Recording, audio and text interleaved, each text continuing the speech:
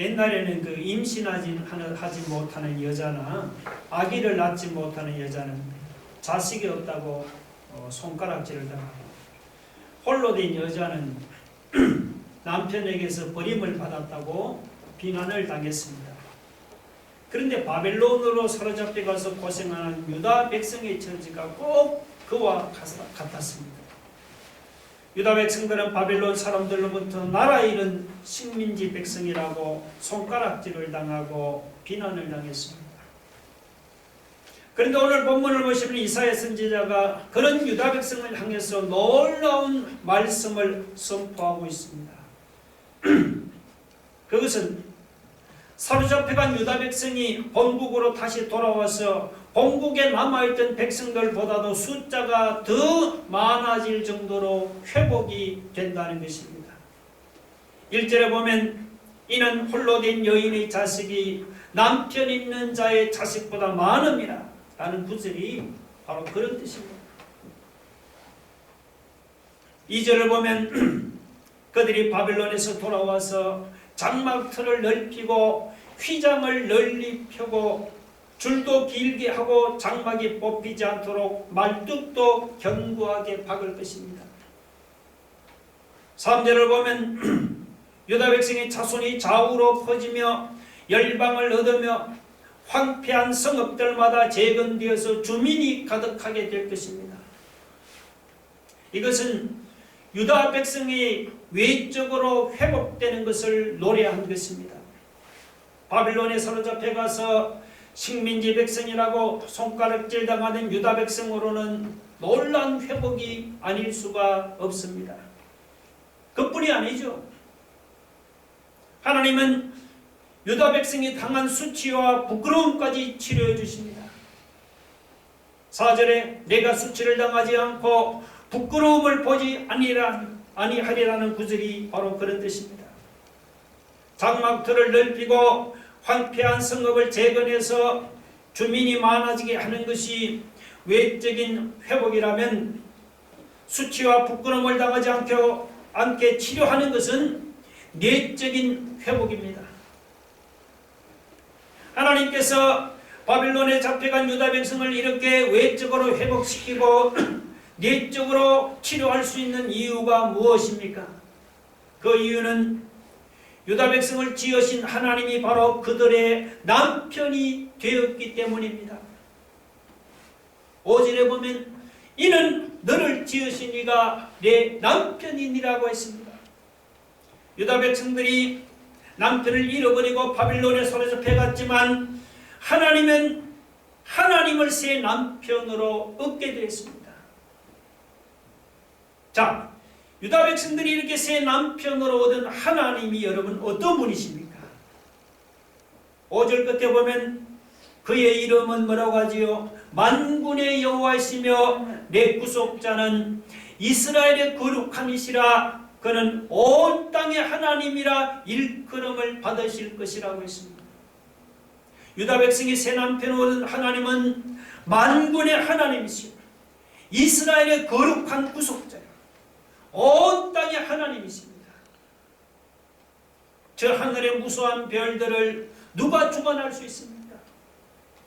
만군의 하나님은 저 하늘의 무수한 별들을 주관하는 능력 있는 분이라는 그런 말입니다. 유다 백성이 구속자가 되시는 하나님은 그들의 하나님만이 아닙니다. 하나님은 온 땅의 하나님이신 전능하신 분입니다. 여러분, 만군의 하나님, 유다 백성의 구속자이신 하나님, 온 땅에 전능하신 하나님이 친히 유다 백성의 새 남편이 되어서 그들을 사랑하고 아끼고 보살펴 줍니다. 그런데도 하나님이 유다 백성을 외적으로 회복시키지 못하고 내적으로 치료하지 못하겠습니까? 하나님께는 외적으로 회복시키지 못하는 신자가 없고 내적으로 치료하지 못하는 상처가 없습니다. 그런데 이 말씀은 바벨론에서 돌아온 유다 백성에게서 이루어진 것이 아닙니다. 이 말씀은 신약시대에 와서 예수님을 통해서 온전히 이루어졌습니다. 구약시대의 만군의 하나님, 유다 백성의 구속자이신 하나님, 온 땅에 전능하신 하나님, 신약시대에 오면은 우리 예수 믿는 신자의 새 남편이 되어서 우리 신자를 아끼고 사랑하시고 보살펴 주십니다. 예수님이 바로 신약시대에 예수 믿는 신자의 새 남편이 되십니다. 하나님의 아들 예수님이 예수 믿는 신자의 새 남편이 되어서 우리를 사랑하고 아끼고 보살피는데도 신자를 외적으로 여러분 회복시키지 못하고 내적으로 치료하지 못하겠습니까? 신자의 새 남편이 되시는 예수님께는 외적으로 회복시키지 못하는 신자가 없고 내적으로 치료하지 못하는 상처가 없습니다. 예수님은 어떤 신자도 회복시키고 어떤 상처도 치료하시는 분입니다. 오늘 우리 중에도 유다 백성처럼 세상에서 힘들게 살아가는 사람이 있습니까? 임신하지 못하는 여자나 출산하지 못하는 여자, 해산의 고통을 겪어보지 못한 여자, 홀로 된 여자처럼 절망에 빠진 분이 없습니까? 외적으로만 어려움에 처한 것이 아니고 내적으로도 마음에 이런저런 깊은 상처를 가지고 힘들게 살아가는 사람이 없습니까? 그런 사람이 있다면 예수님을 바라보기 바랍니다.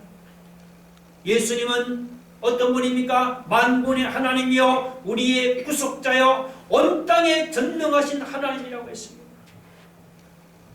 그분이 우리의 새 남편이 되어서 우리를 함께 하시고 우리를 사랑하시고 우리를 아끼고 보살펴 주는데도 여러분 우리가 회복되지 못하겠습니까? 그런데도 우리의 상처가 치료되지 않겠습니까? 믿음으로 우리의 그 새 남편이 되시는 예수 그리스도를 바라보면은 어떤 절망이라도 회복이 되고 어떤 상처라도 치료가 될 줄로 여러분 믿으시기 바랍니다.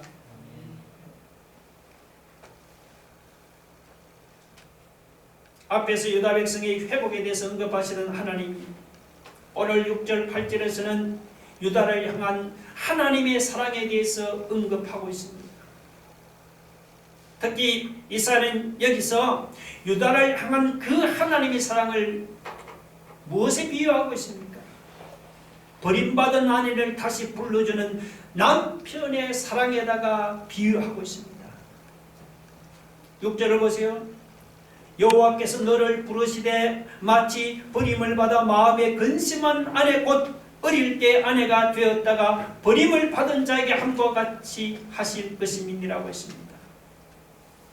어떤 여자가 결혼을 했는데 남편이 성실하지도 않고 아내를 사랑하지도 않고 그냥 급기야 아내를 버리기까지 했다면은 그 아내가 받은 마음의 상처가 얼마나 심하겠습니까? 특히 이혼당하기 전에 폭행까지 당했다면은 정신적인 트라우마는 아마 한평생 고통으로 남을 것입니다.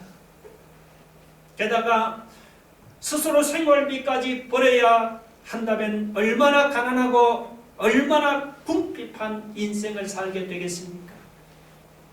본문은 이것을 마음에 근심하는 아내라고 그렇게 표현을 하고 있죠. 6절에서. 그러다가 어느 날 남편이 자기가 아내에게 했던 잘못을 깨닫고는 마음이 변해서 그 버린 아내를 다시 아내로 불러주면 어떻게 될까요? 그러면 그 여자의 처지는 완전히 달라지게 되죠. 그 여자는 하루아침에 버림받은 여자의 신분에서 다시 사랑받는 아내의 신분으로 바뀌게 되고 불행한 처지에서 다시 행복한 처지로 바뀌게 되는 거죠.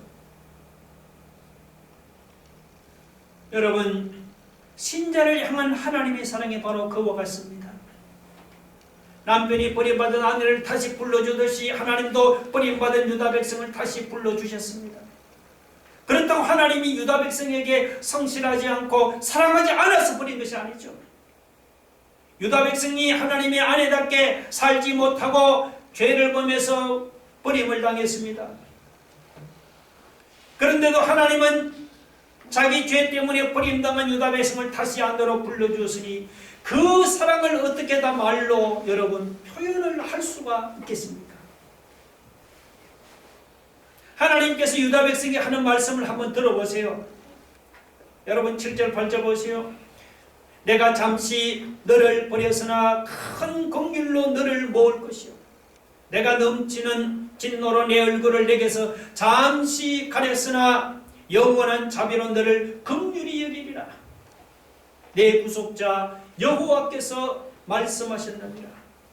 7절에 보면 내가 잠시 너를 버렸으나 8절에 뭐라고 말합니까?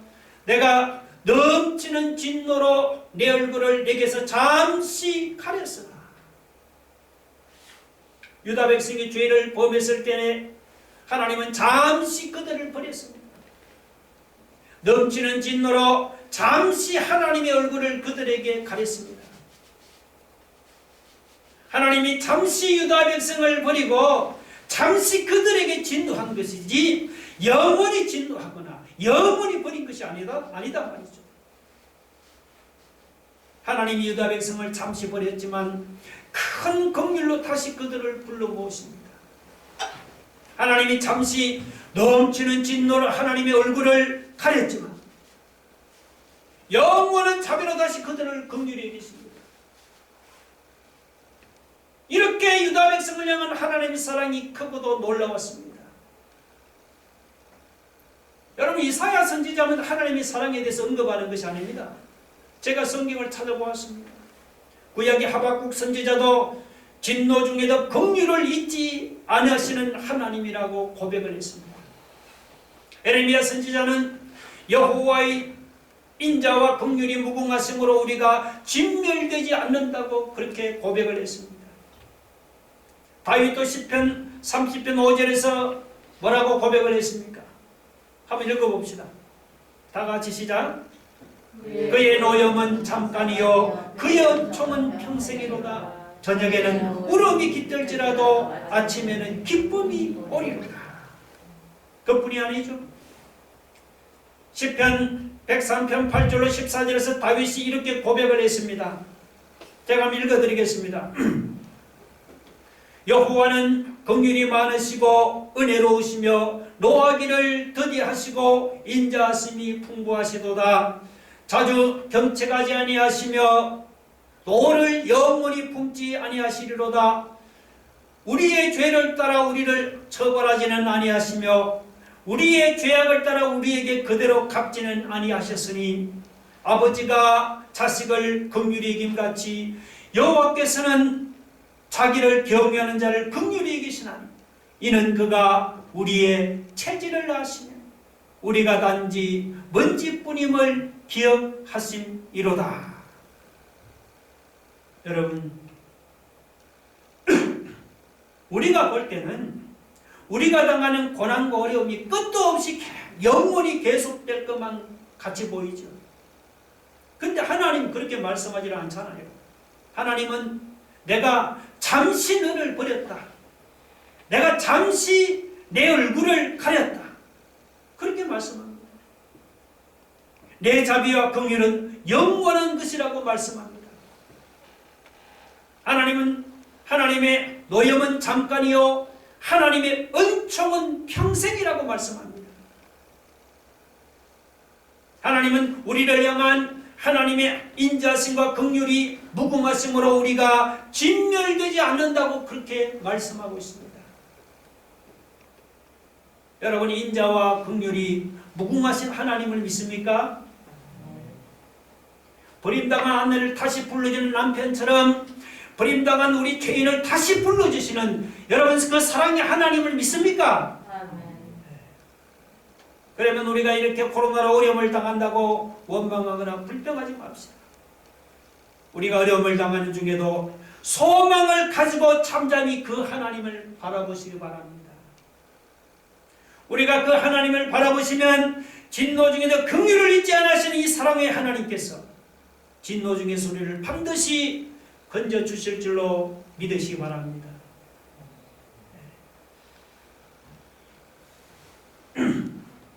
여러분 11절에 보면 이런 구절이 나오죠. 너 곤고하며 광풍에 요동하여 안위를 받지 못한 자여. 누구를 가르치냐 하면요, 이것은 바빌론에 사로잡혀 가서 고생하는 유다 백성의 모습입니다. 하나님께서 한번 진노하시니까 유다 백성들이 바빌론으로 잡혀가서 광풍에 요동하듯이 그냥 지칠 대로 지치고 피곤해졌습니다. 그런데 하나님이 유다 백성에게 잠시 진노했지만 앞으로는 영원히 진노하지 않을 것이라고 그렇게 말씀합니다. 그것을 하나님은 노아 홍수를 예로 들어서 설명을 했습니다. 여러분 9절 보세요. 이는 내게 노아의 홍수와 같도다. 내가 다시는 노아의 홍수로 땅 위에 범람하지 못하게 하리라 맹세한 것 같이 내가 내게 노하지 아니하며 너를 책망하지 아니하기로 맹세하였노라. 노아 시대 사람들이 너무 악해서 하나님께서 세상을 홍수로 심판했잖아요.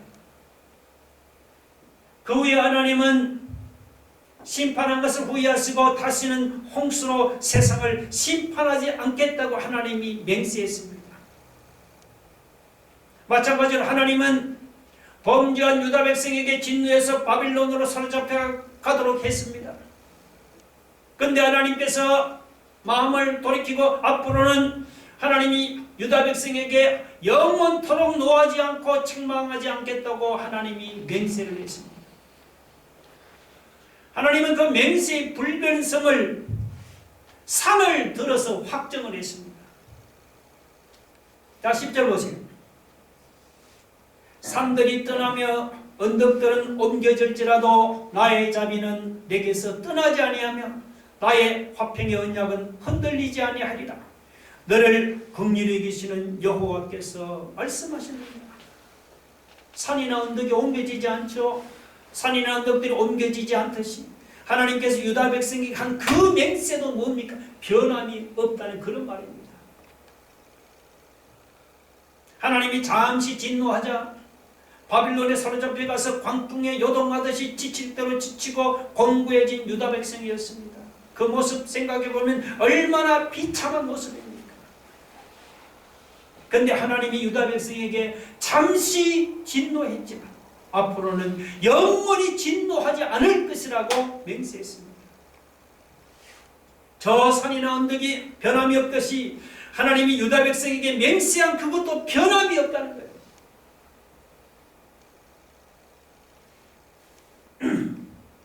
그런데 이 말씀은 유다 백성에게서 온전히 이루어진 것이 아닙니다. 왜냐하면 성경을 보면 유다 백성은 그 후로도 여전히 하나님의 진노를 받았기 때문입니다. 그러므로 이 구절은 신약시대에 와서 예수님을 통해서 온전히 이루어진 겁니다. 우리 로마서 8장 1절 한번 볼까요? 다 같이 한번 읽어봅시다. 로마서 8장 1장 시작. 그러므로 이제 그리스도 예수 안에 있는 자에게는 결코 정죄함이 없느니라고 했습니다. 예수님이 십자가에 못 박혀 죽으시고 부활하심으로 인해서 이제 예수 그리스도 안에 있는 사람에게는 영원토록 정죄함이 없습니다. 신자는 하나님의 진노를 당하지 않는 것만이 아닙니다. 오늘 11절, 12절에 보면 뭐라고 말씀합니까? 보라 내가 화려한 채색으로 내 돌 사이에 더하며 청옥으로 내 기초를 쌓으며 홍보석으로 내 성벽을 지으며 석류석으로 내 성문을 만들고 내 지경을 다 보석으로 꾸밀 것이다. 여러분, 하나님께서 예수 믿는 신자를 위해서 화려한 채석으로 치장하고 청옥으로 기초를 쌓고 그리고 홍보석으로 성벽을 짓고 그리고 석류석으로 성문을 만들고 그 사방 지경을 다 보석으로 꾸미는 이런 아름다운 성을 신자를 위해 하나님이 준비해 놓습니다. 하나님께서 우리 예수 믿는 신자 우리를 위해서 이 준비해 놓은 이 아름다운 성은 요한계시록 21장에 나오는 바로 무엇입니까? 새 예루살렘 성의 모습이기도 합니다. 우리 저와 여러분 예수 믿는 신자를 위해서 가장 아름다운 보석으로 꾸며놓은 그런 새 예루살렘 성을 하나님이 준비해 놓았습니다. 물론 우리 예수 믿는 신자도 세상을 살다 보면 어떡하죠? 광풍을 만나서 우리가 요동하고 곤고해질 수도 있고 그리고 비참해질 수도 있습니다. 예수 믿는 신자도 하나님으로부터 잠시 진노를 당해서 우리도 고난을 당할 수도 있습니다. 어려움을 당할 수도 있습니다. 그러나 여러분, 잠시 진노를 당할 수는 있지만 예수 믿는 신자는 영원토록 진노를 당하지는 않습니다. 잠시 고난을 당하고 잠시 어려움을 당할 수는 있지만 우리 예수 믿는 신자는 영원토록 고난을 당하지는 않고 영원토록 어려움을 당하지는 않습니다. 그뿐이 아니죠. 우리 예수 믿는 신자도 세상을 살 때는 아픔이나 괴로움이나 실패도 하고 고통이나 애통이나 슬픔이나 눈물을 우리가 피해갈 수가 없습니다. 한평생 아픔과 괴로움과 실패와 고통과 애통과 슬픔과 눈물 속에 살다가 가는 것이 그것이 우리의 인생이 아닙니까? 그러나 여러분, 하나님이 우리 예수 믿는 신자를 위해서 준비해 놓으신 저 새 예루살렘 성에는 아픔이나 괴로움이 없습니다. 실패나 고통이나 애통도 없습니다. 슬픔이나 눈물이나 곡하는 것이 더 이상 없다고 했습니다. 오늘 11절에 거기 너 곤고하여 광풍에 요동하여 안위를 받지 못한 자야. 여러분, 이것은 바빌론에 잡혀가서 고생하는 유다 백성의 모습만이 아니에요. 이것은 바로 이 세상을 살아가는 예수 믿는 신자의 우리의 모습이기도 합니다. 그러나 여러분, 예수 믿는 신자가 비록 세상에서는 곤고하고 광풍에 요동하여 안위를 받지 못하지만 우리 앞에는 뭐가 준비되어 있습니까? 우리 앞에는 영원토록 정죄함이 없고 영원토록 진노함이 없는 영광스러운 하나님이 그 새 예루살렘 성에 여러분 준비되어 있다는 사실을 믿으시기 바랍니다.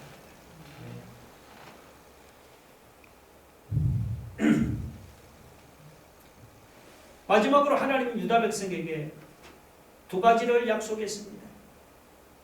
하나는 유다 백성들이 하나님의 교훈을 순종하고 받아들인다는 것입니다. 13절에 내 모든 자녀는 여호와의 교훈을 받을 것이니 라고 했습니다. 그런데 이 약속도 유다 백성에게는 온전히 이루어진 것이 아니죠. 왜냐하면 유다 백성들은 하나님 교훈을 받아들이지 않고 도리어 배척했기 때문입니다. 이 약속 또한 신약시대에 와서 예수님을 통해서 온전히 이루어진 것입니다. 우리 예수 믿는 신자도 예수 믿기 전에는 몸은 살았지만 우리의 영혼은 죄와 허물로 죽은 자들이었잖아요. 그러다가 우리가 예수를 믿은 후에 죄와 허물로 죽은 우리의 영혼이 성령을 통해서 우리가 거듭나게 되었죠. 전에는 우리도 하나님을 교훈을 배척하던 그런 사람이 이제는 우리가 예수 믿고 영혼이 거듭나면 후에는 우리는 이제는 아멘 아멘 하면서 하나님의 교훈을 받아들이게 되었잖아요. 이렇게 신자가 하나님 교훈을 받아들여서 그 하나님 교훈 가르침을 받는 것이 여러분 이것이 뭡니까? 이게 복을 받는 비결이에요. 13절에 보니까 내 자녀에게는 큰 평안이 있을 것이며 신자가 하나님의 교훈을 받아들이면 무엇보다도 마음에 큰 평안이 임합니다. 여러분 체험해 보셨죠? 근심 걱정이 많은 세상에서 마음에 큰 평안을 누리는 이것이 여러분 얼마나 큰 복입니까? 우리가 이런 복을 누리고 있어요. 그뿐만이 아니죠. 14절 보면 뭐라고 합니까? 너는 공의로 설 것이며 학대가 내게서 멀어질 것인저 내가 두려워하지 아니할 것이며 공포도 내게 가까이 하지 못할 것이라고 했습니다. 읽어만 보아도 복이 되지 않습니까? 신자가 하나님의 교훈을 받아들이면은 하나님의 공의가 우리 마음 깊은 곳에 새겨져서 우리가 진심으로 죄를 미워하고 하나님을 사랑하게 되니까 더 이상 우리가 하나님의 진노를 당할 이유가 없잖아요. 그래서 학대나 두려움이나 공포가 더 이상 우리를 가까이 하지를 못하니 이게 얼마나 큰 축복입니까? 하나님의 교훈과 말씀을 받아들이는 자에게 하나님이 이런 복을 주신다는 거죠. 하나님이 주신 약속이 또 하나 있습니다. 그것은 원수들이 아무리 공격해도 절대로 이기지 못하도록 하나님이 유다를 보호해 주신다는 겁니다. 그러나 이 약속 또한 유다 백성에게 이루어진 것이 아니죠. 왜냐하면 유다 백성들이 바벨론에서 돌아온 후로도 어떡합니까? 헬라 로마 제국 같은 원수들의 공격을 계속해서 받았기 때문이죠. 이 약속 또한 신약시대 예수님을 통해서 온전히 이루어졌습니다. 예수님의 신자가 우리가 예수님을 믿고 예수님을 의지하면은 원수들이 아무리 분쟁을 일으킬지라도 빌겨온 신자들로 말미암아 스스로 패망하게 되어 있습니다. 15절에 보면 보라 그들이 분쟁을 일으킬지라도 이 신자는 원수들이 분쟁을 일으킬지라도 나로 말미암지 아니한 것이 누구든지 너와 분쟁을 일으키는 자는 너로 말미암아 패망하리라. 이게 우리에게 주시는 말씀이에요. 16절 보세요. 보라 숯불을 불어서 자기가 쓸만한 연장을 제조하는 장인도 내가 창조하였고 또 파괴함에 진멸하는 자도 내가 창조하였습니다. 너를 치려고 제조된 모든 연장이 다 선고가 없을 것이다. 무기를 만드는 장인도 하나님이 창조하십니다. 그리고 그 무기를 가지고 파괴하고 진멸하는 자도 하나님이 창조했단 말이죠. 하나님이 원수들이 사용하는 그 무기를 하나님이 쓸모없게 해버리면은 원수들은 자기가 사용하는 무기로 자기 스스로 망하고 마는 거예요. 그런 말씀입니다. 그뿐이 아니죠. 17절에 보면 너를 대적하여 송사하는 모든 혀는 내게 정죄를 당하리라 했습니다. 신자를 대적하고 송사하는 그 원수들의 혀가 오히려 정죄를 당한단 말이죠. 이렇게 하나님으로부터 보호받는 것이 우리 예수 믿는 신자들이 누리는 기업이고 그것이 신자들의 권리다.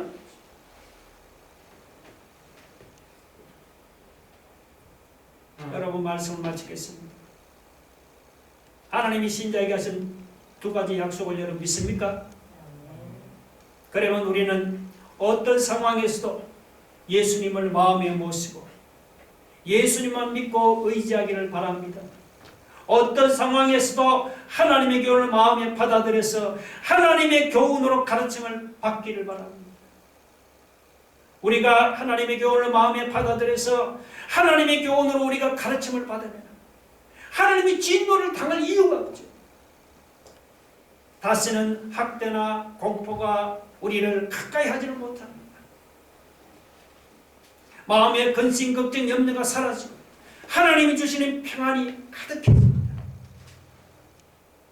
우리가 예수를 믿고 의지합니까? 그러면 하나님께서 우리를 진멸하는 원수를 하나님이 패망하게 하시고 우리를 송사하는 자의 혀를 하나님이 스스로 망하게 하십니다.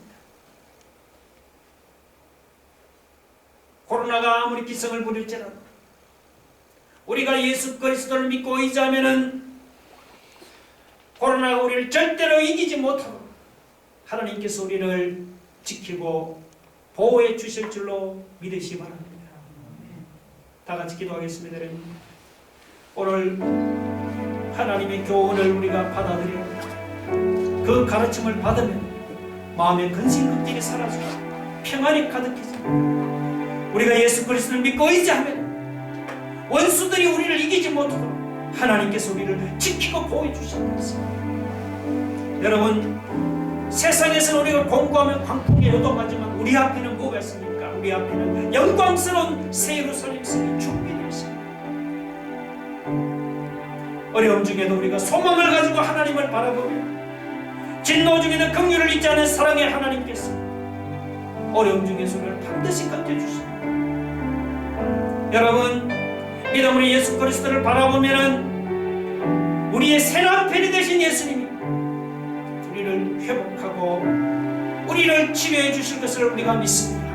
이 말씀을 생각하며 함께 다 같이 통성을 기도하겠습니다. 하나님 아버지, 할렐루야, 감사합니다. 하나님 아버지, 우리가 늘 하나님께 오늘 받아들이며 아버지의 그 가르침을 받고 나아가며 우리가 하나님 아버지 예수 그리스도를 하나님들 믿고 의지하며 나아갈 때 우리를 괴롭히는 모든 원수들을 하나님께서 지켜주시고 우리를 보호해 주실 줄 믿습니다.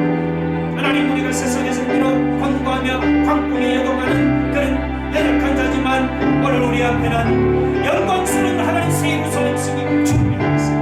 아버지 하나님, 그 예루살렘 성, 그 천국을 바라보고 나아가는 우리 성도들 되기를 소원합니다.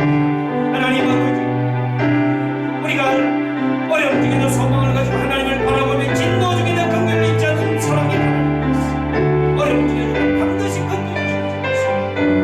주님은 우리의 새남편이 되신다고 했습니다. 아버지 하나님, 믿음으로 하나님 우리의 새남편이 되신 그분을 믿고 의지하고 바라보고 예수님께서 우리를 아버지 하나님 어떤 절망에서도 회복시키고 우리의 모든 상처를 치료해 주시고 회복시켜 주실 줄 믿습니다.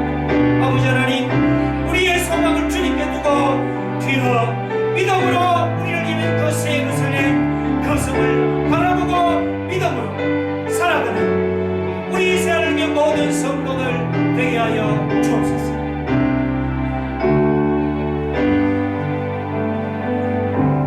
예수님 이름으로 기도 올려옵나이다. 아멘.